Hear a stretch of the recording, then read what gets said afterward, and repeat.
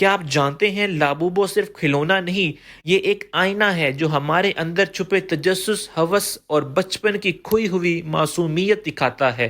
کچھ لوگ کہتے ہیں کہ لابوبو بولتا ہے جب آپ رات کو سوتے ہیں اور وہ آپ کی شیلف پر بیٹھتا ہے، وہ آپ کی روح میں جھانکتا ہے۔ کیا وہ آپ سے کچھ چھپا رہا ہے؟ کیا وہ کسی اور دنیا سے آیا ہے یا ہم نے خود اسے ایسا بنایا ہے؟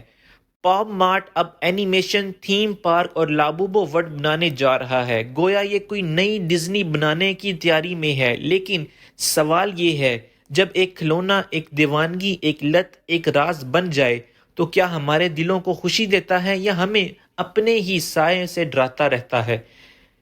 یہ ہے لابوبو کی کہانی، ایک کھلونا جو کھلونوں کی حد سے آگے نکل چکا ہے۔ یہ محض پلاسٹک نہیں، یہ ایک راز ہے جو ابھی تک مکمل طور پر کھلا نہیں اور شاید کبھی کھلے بھی نہ۔